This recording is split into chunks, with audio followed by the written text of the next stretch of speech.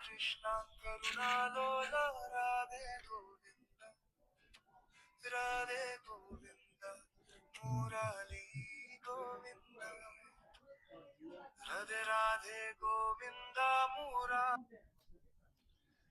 Përshëndetje, jemi përsëri bashkë, jemi shumë i lumtur që të jem përsëri me ju, edhe të ndaj me ju çfarë mundem të ndaj. Por sot do doja të ndaja diçka shumë interesante. Është një shqetësim që e kemi të gjithë neve.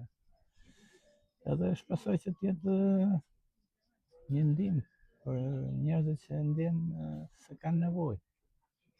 Shpresoj me gjithë shpirt që të jetë ndihmë për konkretisht për çfarë do të flas. Do të flas për një sekret të vogël, që vetëm sekret nuk duhet të jetë.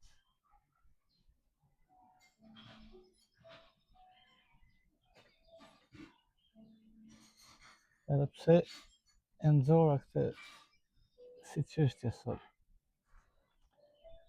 si ndikon në jetën tona dhe si duhet ta përdorim për të përmirësuar sadopak qetësinë brenda nesh, për të përmirësuar jetën tonë, për të ndjerë sa më mirë. Gjatë jetës hasemi shumë me probleme të përditshme, halle, strese, shqetësime. Edhe kjo është pjesë e jetës, është pjesë e asaj që themi jeta është luftë.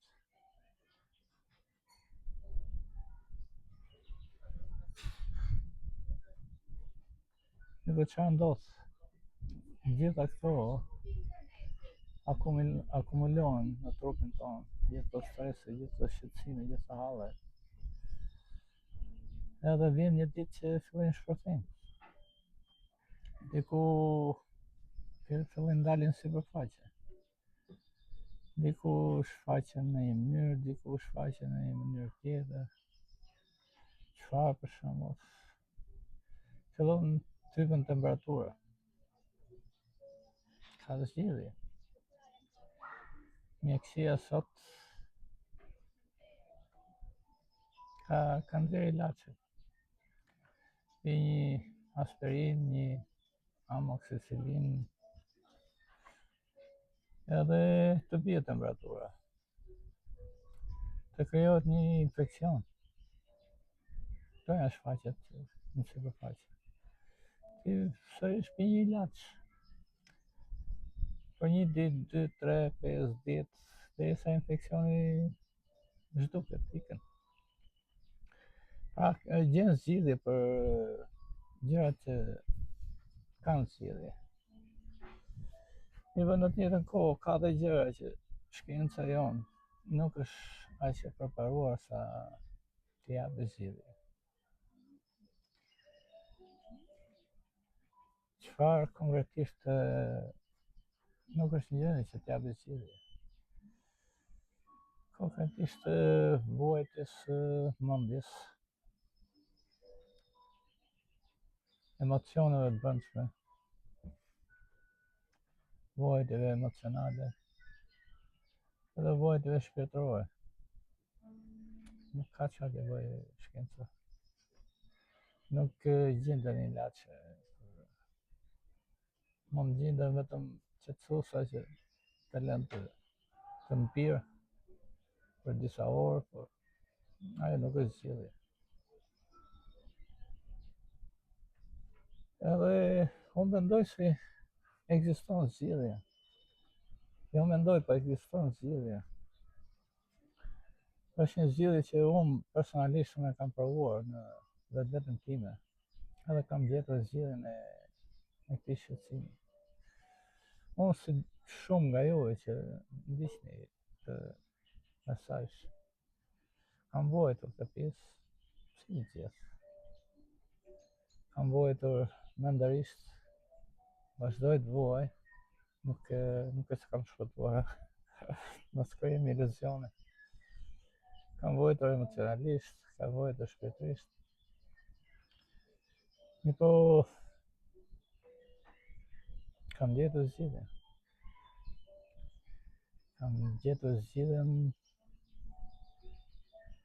Edhe ajo zgjidhje është këndosh emrin e Zotit. Edhe po të keni ndjekur sadopak videot e mia, qoftë fillimi, qoftë mbarimi i videos, është pikërisht emri i Zotit që këndohet. Edhe ky është i vetmi ilaç që ekziston për mendjen. Nuk ekziston asnjë ilaç tjetër që të qetësoj mendjen. Zoti mund të jetë prezent ke neve si ti ndjen, mund të jetë prezent ke neve si prezencë vetvete.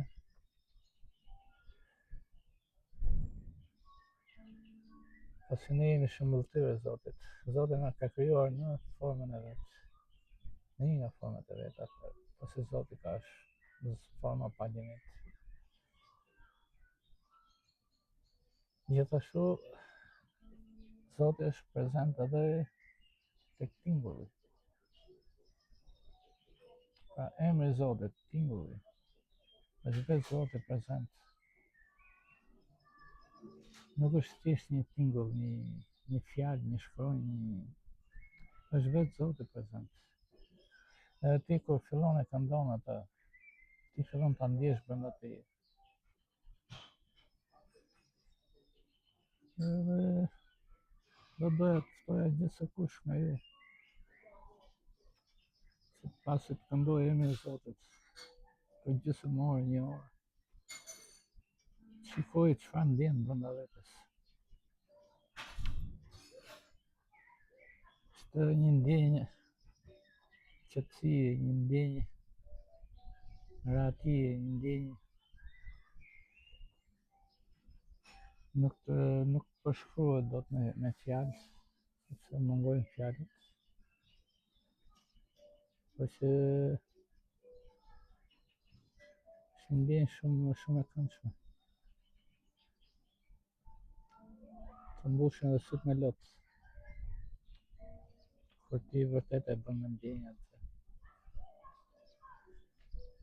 Edhe është pikërisht kjo ajo që unë kam gjetur si zgjidhje për qetësinë e mendimeve të mia, për rehatin e ndjenjave të mia, për dashurinë e shpirtit tim, që po fillon të mbushet për ditën më tepër. Mendja ime vërtet ka filluar të gjejë rehatin, qetësinë. Unë shumë herë kthej kohën pas, sepse që të kuptosh nëse po bën përpara, duhet të kthesh kokën pas e të shikosh ku ke qenë edhe ku je aktualisht. Edhe unë kur kthej kokën pas, shikoj ku kam qenë, mendoj ku kam qenë. Është një diferencë jashtëzakonisht e madhe.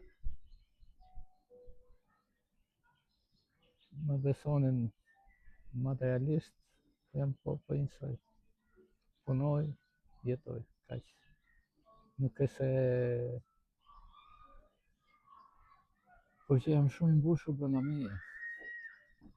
Kam atë ndjenjën që nuk jetoj më vetëm, nuk jam vetëm. Brenda meje jeton dikush tjetër. Jeton dhe ai që më ka dhënë jetën, ka dhënë frymën, ka dhënë shikimin çdo gjë. Edhe kur jeton me këtë ndjenjë që nuk je vetëm, çdo shqetësim dhe çdo problem është i kalueshëm. Mas të jep një forcë brenda teje që nuk e ke pasur deri dje. Deri dje problemet edhe shqetësimet qëtë edhe ato më të vogla, se dukeshin gogol, ndërsa sot i përballon me një tjetër qasje, me një tjetër forcë brenda teje. Edhe është pikërisht kjo është forca që unë kam aktualisht. Edhe që nuk më trembin më situata të vështira. Qofshin ato emocionale, qofshin ato mendore, qofshin ato fizike, nuk më shqetësojnë më. Ose shqetësimi është shumë i pagët, shumë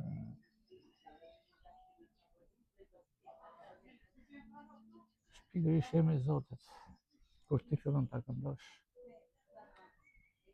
fillon të zgjon brenda teje atë ndjenjën e sigurisë, ndjenjën e prezencës së Zotit, ndjenjën e dashurisë. Edhe është pikërisht ajo që kemi nevojë të njerëz. Kjo është ajo këshilla ime që do jepja. Mos e jetoni më jetën pa një qëllim vetvete. Zgjojini në jetës tuaj një qëllim. Edhe do shikoni që jeta do ketë kuptim plot. Tash do mundohem t'ju lë të dëgjoni për faktën 1 minutë emrin e Zotit, edhe kemi mundësi ta dini edhe ta këndoni.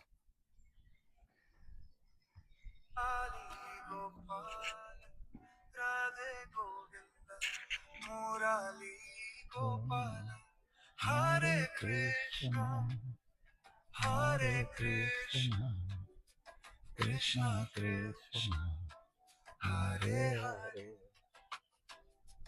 Hare Rama, Hare Rama, Rama Rama, Hare Hare.